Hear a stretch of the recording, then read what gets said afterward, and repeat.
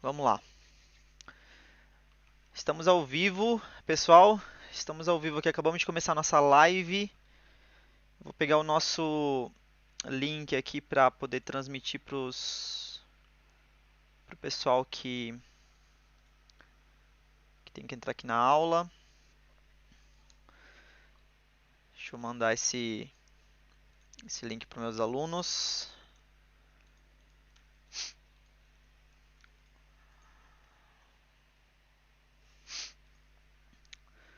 Opa! E aí, Gabriel? Gabriel Gualberto. Boa tarde, Gabriel. Vou passar. Tá enrolado para abrir o WhatsApp aqui, cara, para passar o link pro pessoal? Não tô conseguindo. Buenas tardes, Alessandre. Tô tentando compartilhar o link aqui com os alunos, não tô conseguindo. Acho que consegui. Link.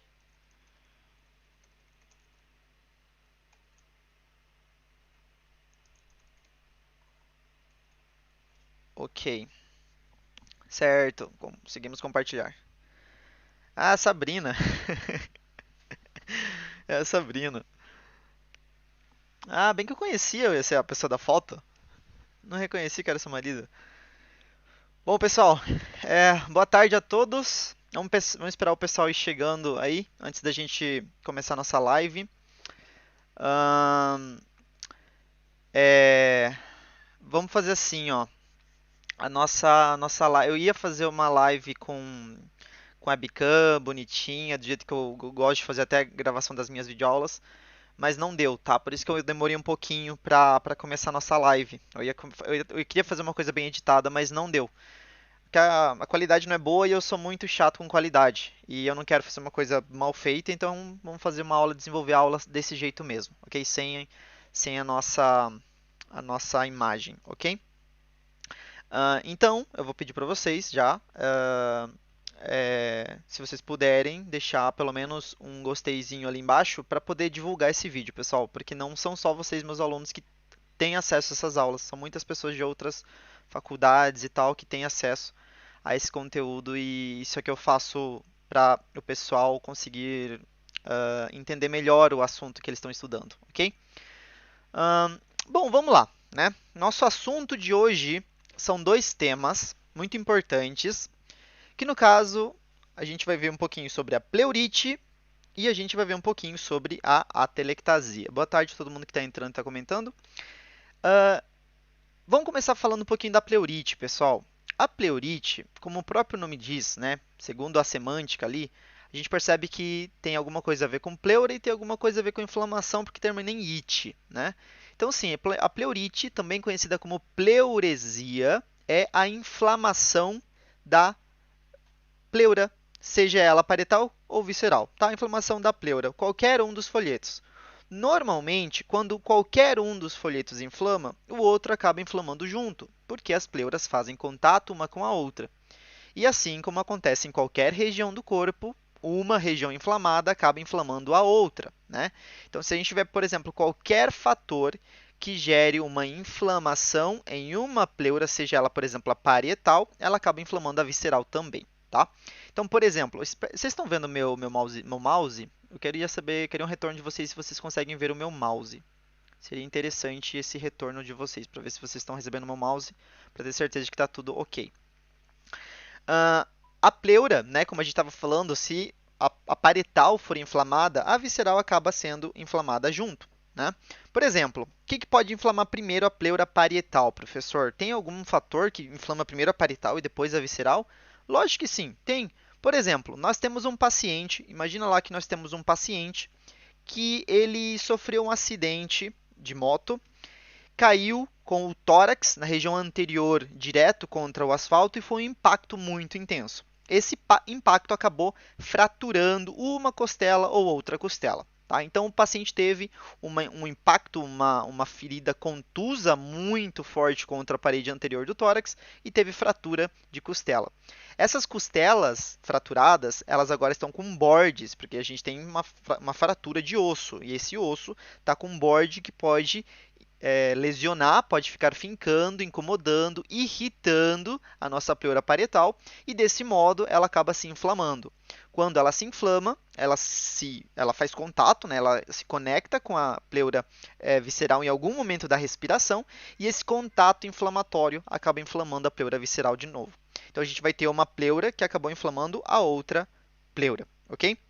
Então é isso que a gente vai ver ali na nossa aula de hoje, ok? Lembrando, eu usei para essa parte de pleurite, eu usei o nosso livro Port como bibliografia, ok? Na parte de atelectasia, que é a segunda parte da nossa aula, eu usei além do Port, eu usei outras bibliografias para deixar um pouco mais rico o nosso assunto, porque no Port está muito, muito básico, tá? Então, vamos dar seguimento aqui à nossa aula. Olha só, aqui a gente tem uma definiçãozinha, tá? Pleurite, o que é pleurite? A pleurite, também chamada de pleuresia, como eu falei para vocês, se refere à inflamação da pleura, seja ela parietal ou visceral, como nós estávamos falando. E a pleurite é comum em processos infecciosos, assim como nas infecções respiratórias, e se estende por toda a pleura. Então aí tem um probleminha, ó. A gente vai ter uma inflamação, por exemplo, uma pneumonia de base, tá? Então a gente vai ter uma pneumonia de base. Imagina que nessa imagem nós estamos vendo o lóbulo inferior direito do pulmão com um processo condensatório, que seria a nossa pneumonia, e esse processo condensatório acabou por contiguidade, por contato, irritando a pleura visceral. Então, aqui nós temos um exemplo de uma inflamação primária, né, que foi uma infecção primária, que foi a pneumonia, gerando a pleurite. Então, pessoal, como eu acabei de explicar até o outro processo ali da fratura, a pleurite ela não vai ser um processo solitário. Ela não é igual a pneumonia que ela aparece, pronto, um streptococo entrou no alvéolo e gerou pneumonia. Ou o resfriado comum, que a gente adquiriu algum vírus, como por exemplo o vírus sincicial respiratório, o adenovírus, e esse vírus infectou as células da nossa faringe, da nossa orofaringe, nasofaringe e gerou o resfriado comum. A pleurite não é assim, não é que alguma coisa, algum bacilo, alguma bactéria infectou a pleura e pronto. Não, ela sempre vai ser um processo secundário a alguma outra patologia que já está acontecendo. Tá? Então é isso que vai acontecer na nossa pleurite, vai ser um processo secundário. Tenham isso em mente. No caso do primeiro exemplo, qual foi o nosso processo primário? Foi o traumatismo, foi a fratura de costela, foi o nosso processo primário. Qual que seria o processo secundário no caso agora, qual que seria o processo primário, perdão, agora no caso da pneumonia? A própria pneumonia, né? Então a pneumonia gerou uma inflamação da pleura, tá? Então sempre tenha isso em mente, quando nós falamos de pleurite, ela vai ser um processo secundário e do mesmo jeito que ela é um processo secundário, a atelectasia também é um processo secundário, ok? Então vai funcionar do mesmo jeito, certo? Boa tarde, pessoal, ok? Boa tarde para quem está entrando agora. Então, ó, aqui, ó, nós estamos vendo nessa imagem bem bonitinha, inclusive, né, a pleura inflamada, né, a pleura bem inflamadinha, vermelhinha aqui na região direita do pulmão. Pode ser, como a gente falou, por culpa de uma pneumonia. Existem várias causas e a gente vai começar a falar delas agora, tá? Então, percebam que eu vou parando por cada uma das etiologias para comentar uma por uma. Algumas eu vou aprofundar muito mais do que outras, tá? Porque elas são mais comuns, mais frequentes. Mas eu vou tentar dar uma aprofundada em quase tudo do que a gente está vendo, certo? Então vamos ficar bem atento ao que eu vou explicar a partir de agora. Nessa parte, pessoal, eu quero que vocês fiquem atentos ao seguinte, ó. Quando eu uso esse termo, tem aluno que fica confuso. Isso aqui eu quero esclarecer, aproveitar que vocês estão aqui e esclarecer essa informação. Vou compartilhar também isso aqui no Instagram, aproveitar que tem gente, eu tô vendo gente de outros lugares entrando. Ó, quando eu falo de etiopatogenia, o que que é? Porque normalmente o aluno fala assim, professor, mas eu lembro que na minha primeira aula de fisiopatologia, você falou pra gente sobre etiologia e você falou sobre patogenia, né? Mas você não falou sobre etiopatogenia. Então é o que eu sempre falo em quase todas as matérias. Pessoal, vão aprender a juntar palavras. Ó, etiopatogenia nada mais é do que as causas originando a doença. A gente está juntando, estudando ao mesmo tempo causa e consequência, tá? Isso é etiopatogenia, a causa e a consequência da doença. Essa causa vai gerar isso na doença e a gente vai ter esse processo acontecendo, tá? Vocês têm que entender que tudo aqui vai partir de alguma doença primária que vai gerar um processo inflamatório na pleura, como eu tenho falado desde que a gente começou a nossa live, tá? Então tenham isso em mente enquanto a gente for explicando, certo? Continuando aqui na nossa pequena explicaçãozinha, ó. Primeiro exemplo, né? A gente está vendo aqui infecção viral, bacteriana ou fúngica, bem aqui em cima, no canto superior direito da tela. Então, infecção viral, bacteriana ou fúngica pode ser o primeira etiologia, primeira causa para nossa pleurite aparecer. Vamos lá, pessoal, uma por uma. Infecção viral. Qual que pode ser uma infecção viral, professor, que acaba cometendo a pleura? O que pode ser uma infecção viral?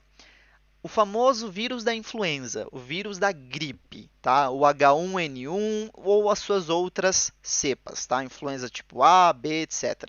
Então, o vírus da influenza, ele pode infectar pulmão, infectar a via respiratória, ele pode inclusive causar uma pneumonia viral, e esse nosso vírus acaba inflamando pleura por contiguidade, porque ele está em contato, a região que ele inflamou, no caso, o parênquima pulmonar, está em contato com a pleura visceral. Isso acaba inflamando toda a região da pleura visceral e isso gera uma pleurite, tá?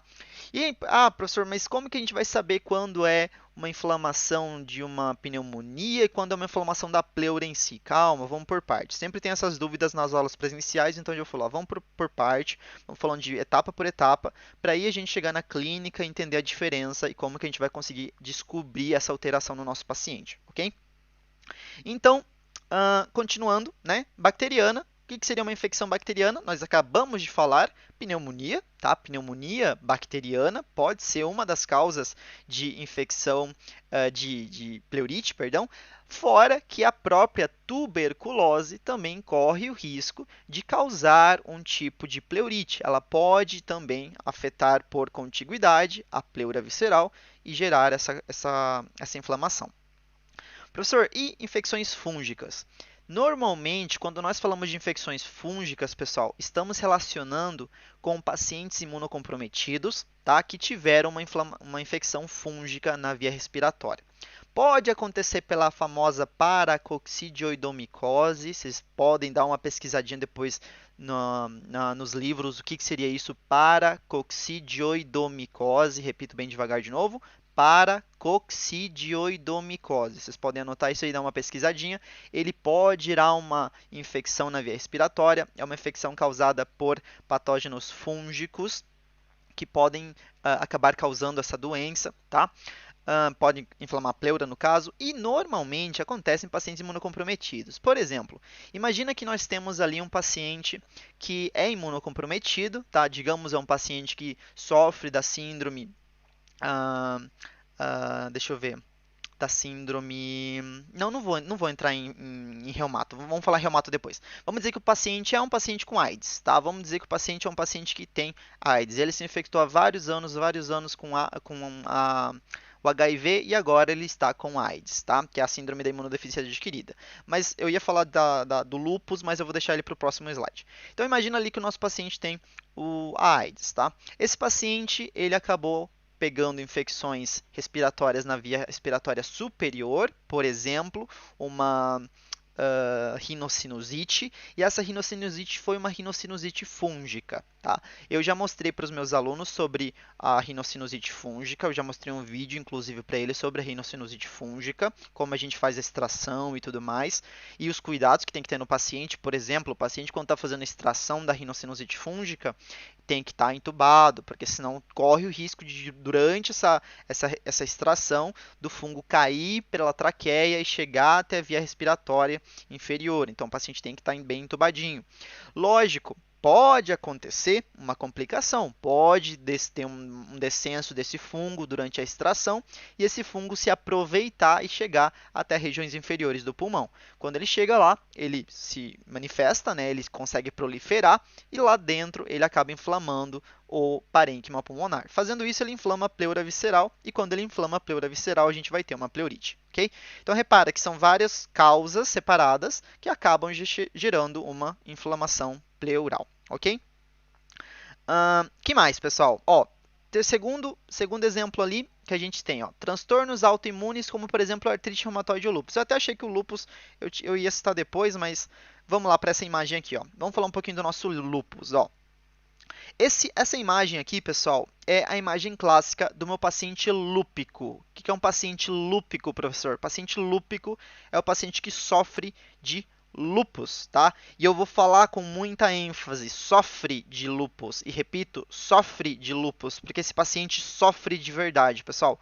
Paciente com lúpus, ele tem afetação de praticamente todos os sistemas do corpo.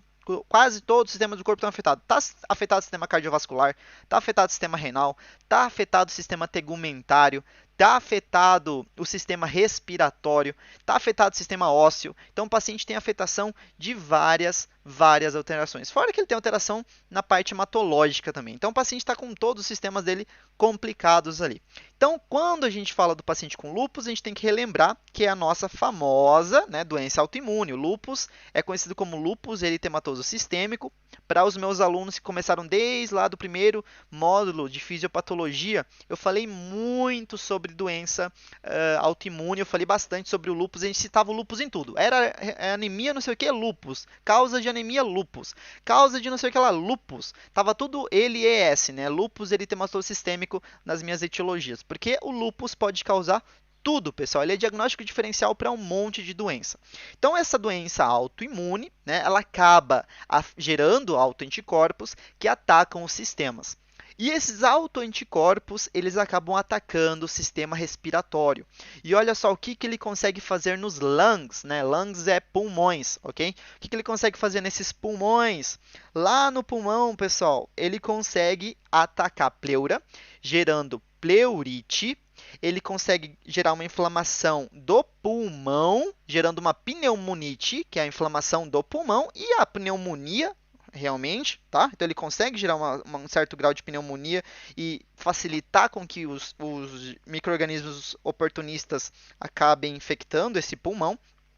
O nosso lúpus, né, o paciente lúpico, ele pode também sofrer de uma embolia pulmonar, porque essas microlesões que os autoanticorpos acabam gerando no sistema respiratório podem acabar afetando o vaso sanguíneo, e quando afetam o vaso sanguíneo nessa região, a gente vai ter uma agregação plaquetária para evitar uma hemorragia, né? E se acontece uma agregação plaquetária em grande quantidade, a gente acaba formando um trombo, todo aglomeradinho de plaqueta. Lembra lá da nossa aula sobre formação de trombo nas aulas de plaqueta? Que eu falei que quando tem uma lesão no vaso, no endotélio, a plaqueta vem tentar tampar e várias plaquetas começam a se somar uma em cima da outra, e nisso as plaquetas formam um trombinho para fechar a obstrução. Só que um problema, a gente está falando de sistema respiratório. Se a gente fizer um trombo muito grande e ele acabar se soltando do vaso, ele acaba virando um êmbolo que viaja pelo sistema circulatório aqui do pulmão e acaba obstruindo os capilares pulmonares, que são muito pequenininhos, tá? Então, esse é o nosso grande problema do paciente com lúpus, tá? Ele pode ter essas complicações, tá? Fora, né, que e se acontecer essa lesão vascular e a gente não conseguir fazer um bom taponamento desse vaso que estava lesionado, que estava sangrando, ele vai ter uma hemorragia pulmonar, como a gente vê aqui nessa imagem, é uma hemorragia pulmonar, né? Então o paciente ele tem várias complicações. Lógico, o foco aqui era falar sobre a pleurite, mas eu já aproveitei e falei sobre todas essas lesões que ele pode ter no pulmão, ok?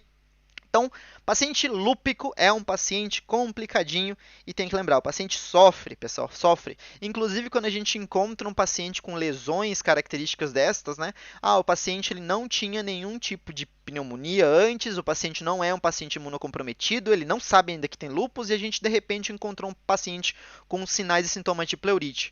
Eu não sei porque ele teve, porque ele não estava doente antes, então eu vou procurar. Tá? Eu vou procurar. E eu vou procurar os outros sistemas. Eu vou ver se ele tem alteração na pele, se ele tem a famosa face lúpica, que é uma face onde ele tem uma região eritematosa no rosto. Olha aqui onde eu estou mostrando com o meu mouse, ó. Uma região eritematosa no rosto, parecendo uma borboletinha, tá?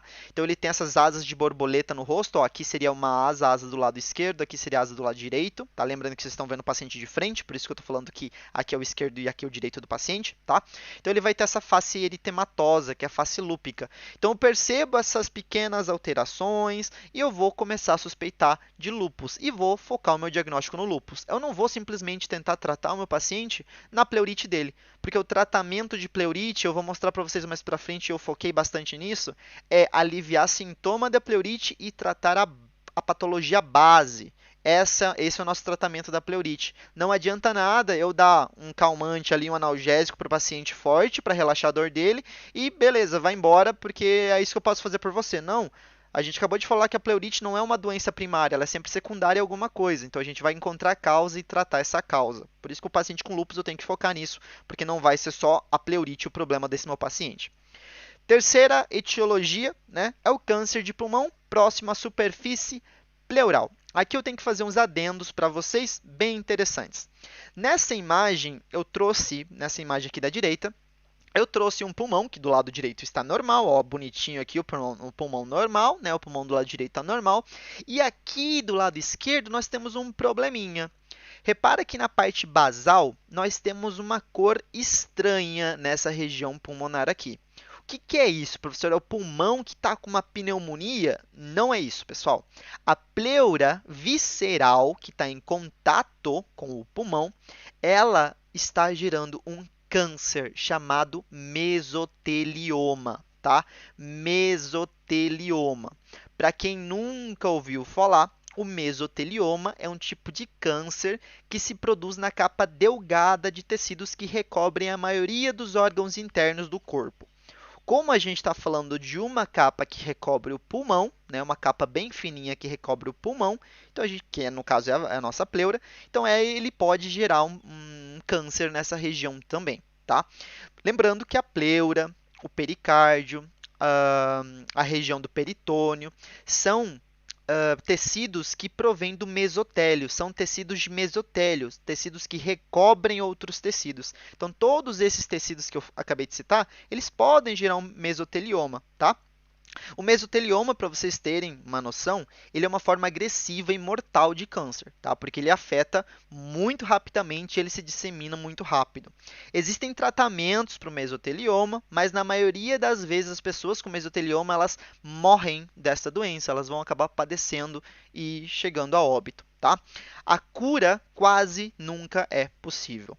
Os médicos dividem os mesoteliomas, quando a gente estuda eles, dependendo do tipo e lugar afetado. Por exemplo, se a gente encontrar um mesotelioma igual a gente está vendo nessa imagem, cinza aqui nessa imagem, então a gente vai chamar de mesotelioma pleural. Se eu encontrar mesotelioma, por exemplo, no peritônio do paciente, eu vou chamar de mesotelioma peritoneal e assim sucessivamente. Tá? Então, eu vou encontrar mesotelioma no pericárdio, mesotelioma do pericárdio. Tá? Então, eu vou dar nomes de acordo com a localização para o meu mesotelioma. Nessa imagem, o paciente, no caso estudado por essa imagem, ele acabou tendo muito contato com asbesto. Tá? Ele foi tendo contato demais com asbesto. Ele foi respirando muito asbesto durante a vida dele. Asbesto, para quem não sabe, é um pó nada agradável para o sistema respiratório. O problema disso é que quando ele teve contato com esse asbesto, o asbesto acabou fazendo com que o nosso paciente tenha microlesões na região respiratória. Essas microlesões na região respiratória acaba fazendo com que o nosso sistema respiratório tenha que gerar uma mudança no seu formato celular para que ele se proteja contra o asbesto.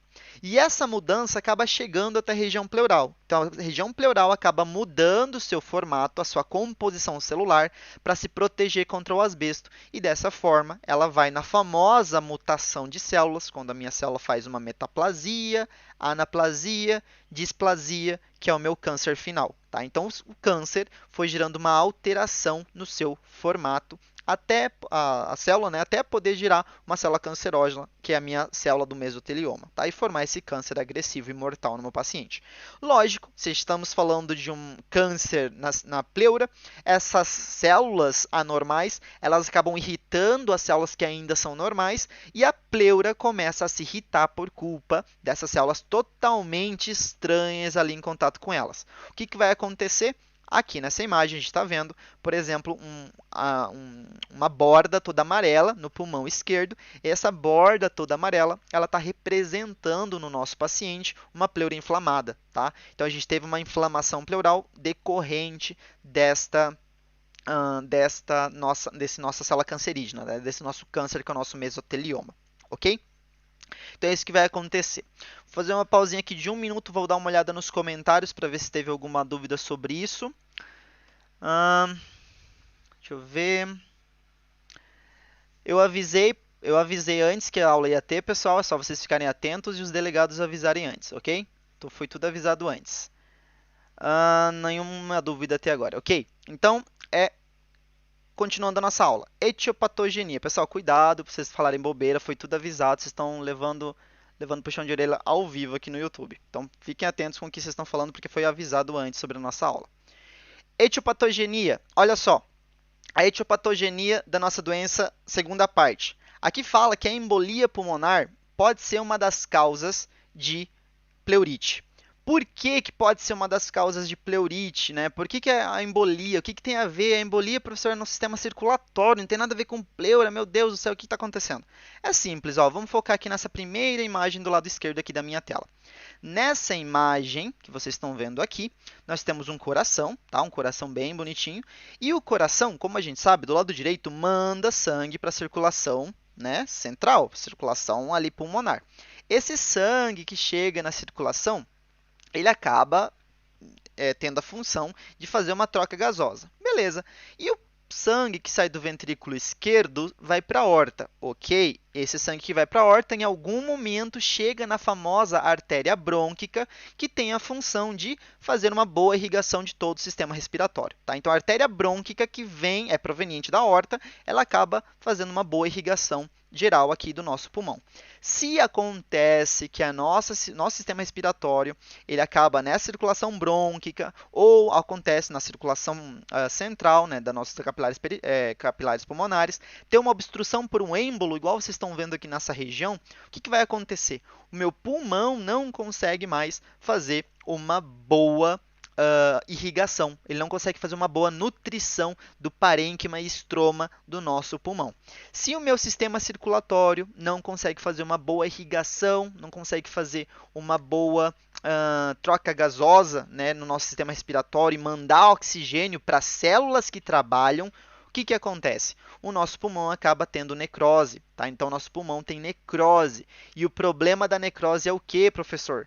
O problema da necrose é que quando as células morrem nessa região, elas irritam as células que estão próximas. E lógico, se essa necrose acontece em contato com a pleura visceral, porque foi uma necrose mais na parte externa do nosso pulmão, a gente vai acabar inflamando a pleura visceral. Tá? Então, repara, tudo é alguma coisa que gerou uma irritação da pleura. Tá? Então, essa necrose gera irritação. Tá? É a mesma coisa, pessoal. O pé diabético. Imagina ali o pé diabético para quem... Porque sempre eu falo de necrose, o aluno fala, mas por que a necrose vai dar inflamação? Olha o pé de um paciente diabético. O paciente que já está sofrendo de pé diabético, ele já está tendo necrose na periferia dos membros inferiores. Se você reparar bem na região da borda da necrose, está vermelha, está avermelhada, porque ela está inflamada, tá? A região próxima à necrose, ela fica lesionada, ela fica inquieta, as células ali estão irritadas, porque o tecido está morto próximo a elas, e elas sabem que aquilo ali pode matar elas, por isso está inflamado.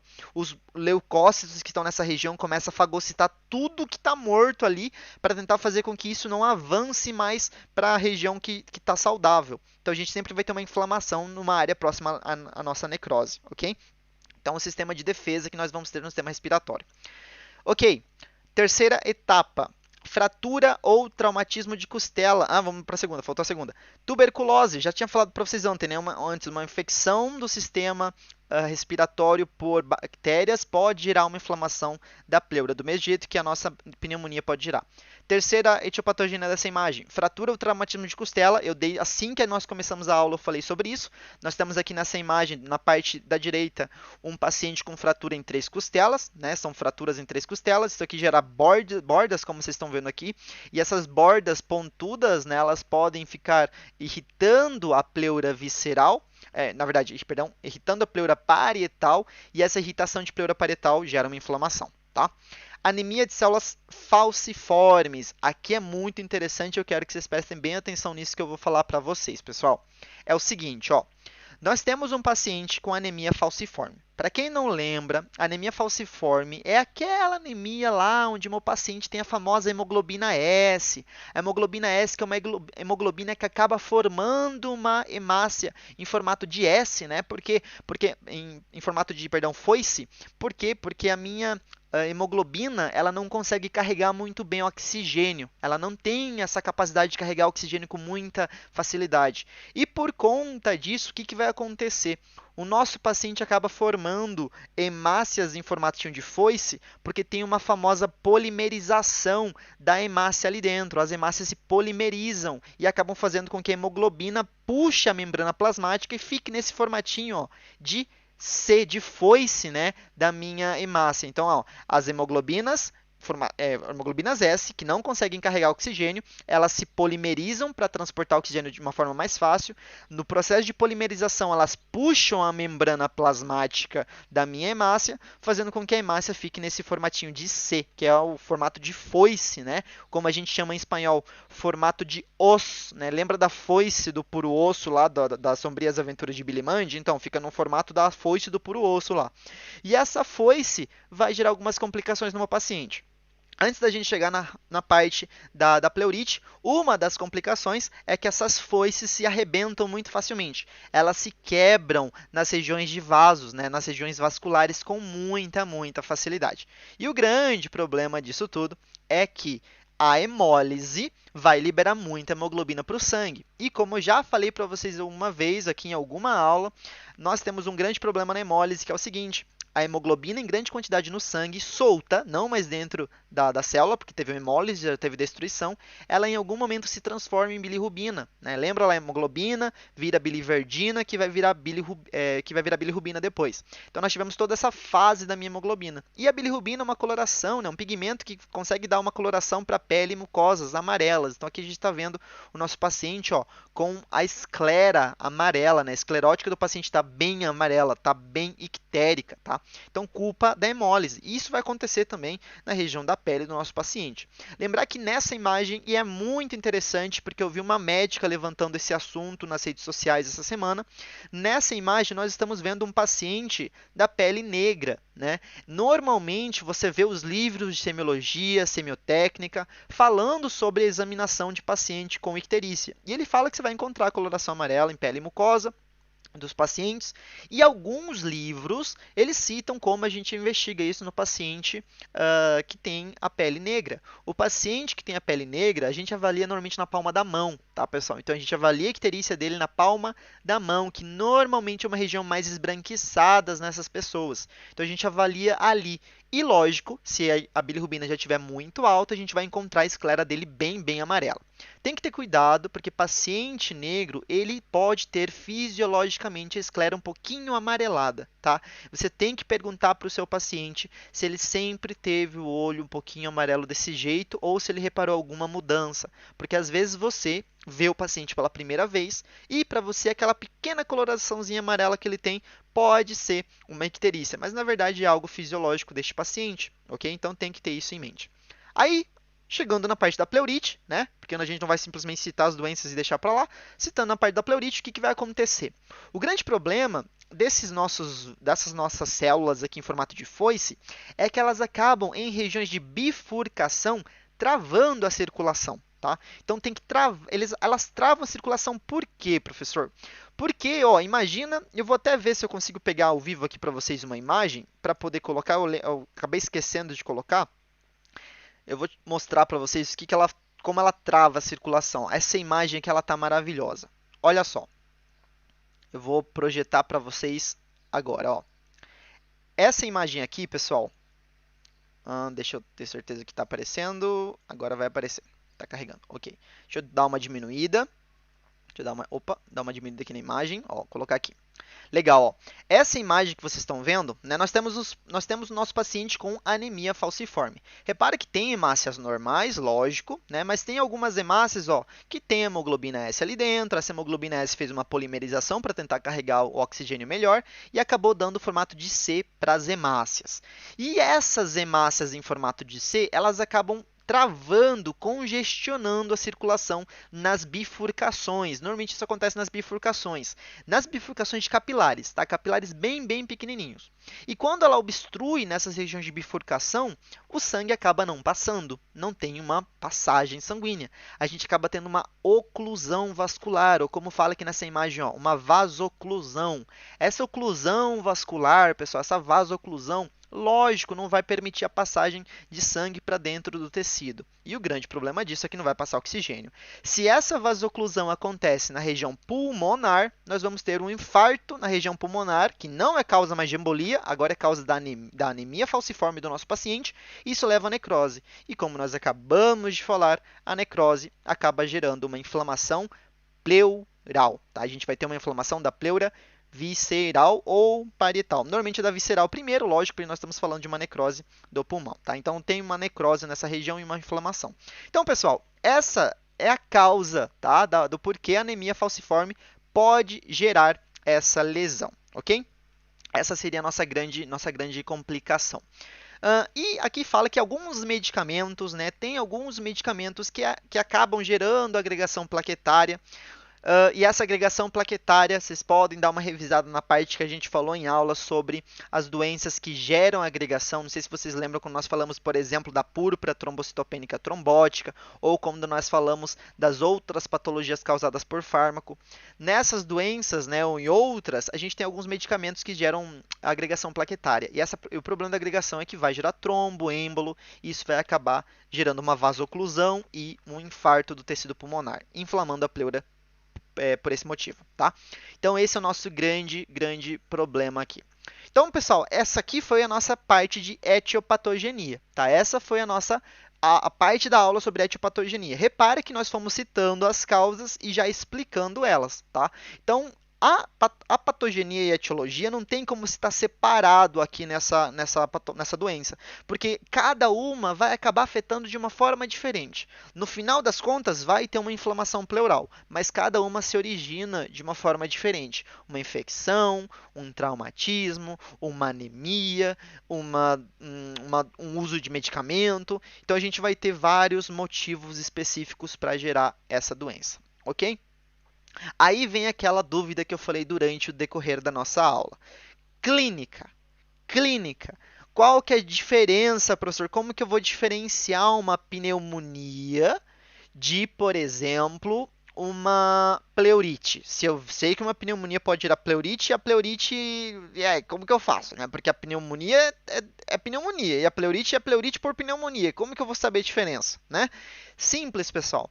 A clínica, lembra da famosa frase? A clínica é soberana. A clínica é soberana. Quando a gente fala disso, nós temos que entender que eu vou examinar perfeitamente sinais e sintomas do meu paciente. Meu paciente está com pneumonia, eu vou examinar os sinais e sintomas dele. Não é normal que o paciente com pneumonia tenha uma dor intensa na região do pulmão, do tórax. Não é normal. O paciente com pneumonia, por que vai ter dor, gente? Não tem por que ter dor. No máximo, esse paciente tem uma dificuldade respiratória e essa dificuldade respiratória, quando está muito intensa, acaba gerando dor por uso excessivo de músculo acessório da respiração. Mas é uma dor que vai aparecer lentamente, porque o músculo está trabalhando, porque está fazendo uma respiração forçada e os músculos vão cansando e gerando fadiga muscular e vai doendo lentamente e vai aumentando a dor gradualmente. Nesse meu paciente com pleurite não é assim, não é uma dor gradual, não. É normalmente do lado afetado, pneumonia da base direita, pleurite da base direita. E a dor é repentina, porque quando inflama a pleura, rapidamente pega a inervação da pleura e essa inervação já gera um potencial de ação para ativar os receptores da dor. E o paciente já começa com uma dor de início repentino, não vai ser uma dor que vai começar lentamente, não é assim, tá? Vai começar rapidamente e sempre vai pegar o lado afetado. Tá? Então, normalmente, né, no início é unilateral e repentino, como nós estamos falando. O paciente, lógico, se ele tiver uma pneumonia em ambos os pulmões, pode acontecer dele ter uma pleurite só de um lado. Pode acontecer dele ter uma pleurite em ambos os lados, tá? Mas normalmente o que acontece é unilateral. É raro a gente ter um paciente com pneumonia em ambos os pulmões e essas duas pneumonias conseguirem afetar juntas a pleura, tá? Não é tão comum acontecer isso aí. Normalmente a pleurite vem unilateral apenas, ok?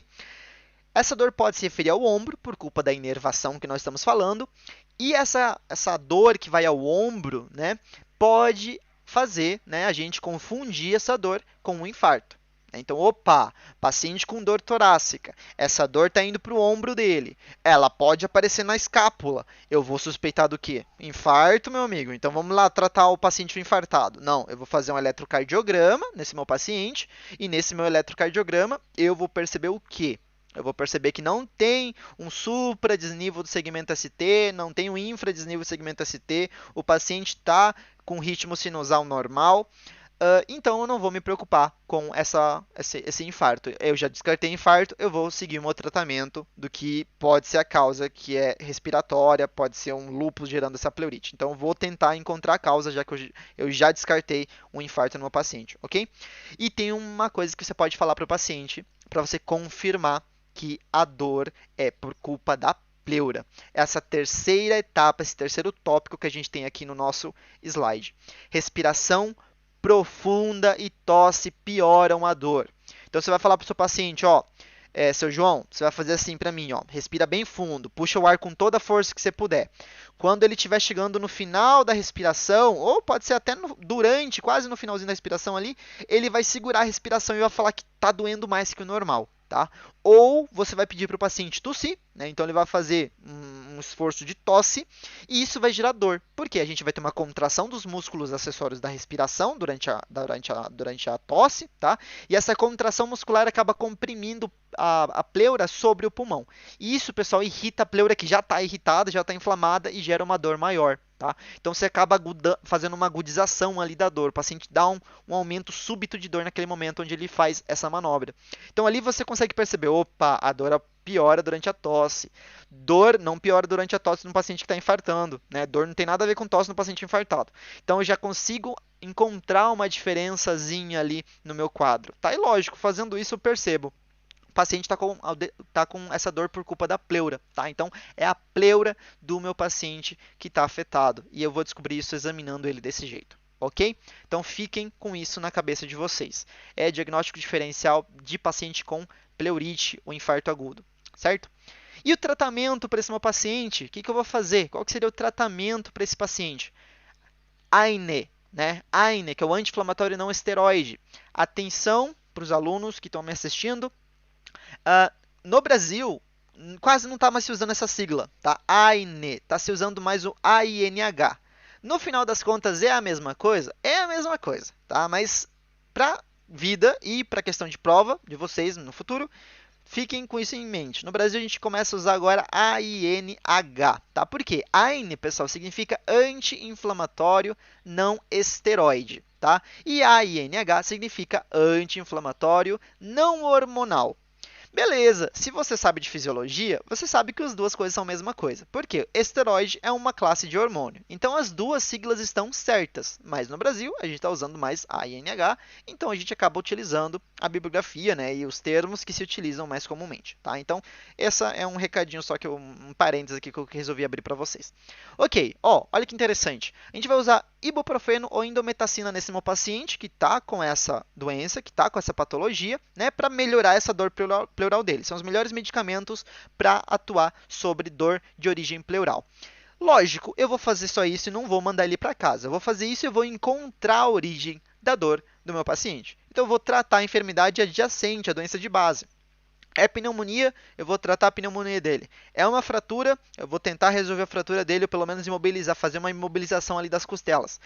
O problema é um lúpus, vou encontrar o diagnóstico do lúpus e vou indicar o tratamento para o meu paciente. Ou vejo se o meu paciente está seguindo ou não o tratamento do lúpus dele. E se essa dor aparecer, eu faço a medicação e mando ele seguir o tratamento e acompanhar.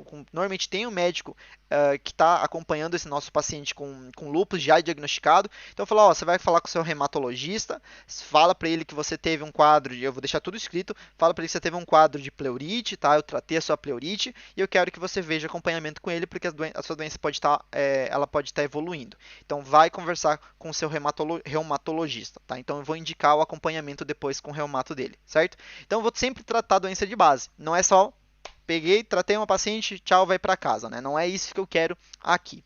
Beleza, esse então é a nossa parte de tratamento.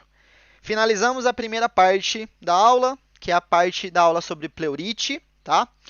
Agora a gente vai falar um pouquinho sobre a atelectasia, pessoal. Muito importante, uma doença secundária também, tá? Uma doença secundária também, que ela é muito, muito importante quando a gente fala sobre complicações, tá? Porque do mesmo jeito que a pleurite ela se originou de outras doenças, a atelectasia também. Ela vai vir de complicação de outras doenças obstrutivas que afetam normalmente a região final da árvore respiratória, bronquíolos terminais, bronquíolos respiratórios, tá? Então sempre vai ter uma afetação a mais ali, ok? O Igor perguntou: essa aula será postada? Ó, Igor, eu vou tentar separá-la em duas partes, tá? Eu vou tentar depois, porque tem que ver se o YouTube vai me deixar, separar essa aula em duas partes, tá? Separar a aula de pleurite, deixar bonitinha editada no canal e depois deixar a parte de atelectase separada. Eu acho que o YouTube me deixa fazer isso, tá? Então, se ele me deixar fazer isso, eu vou deixar essas aulas separadinhas aqui no canal pra gente, certo? Ok, ó.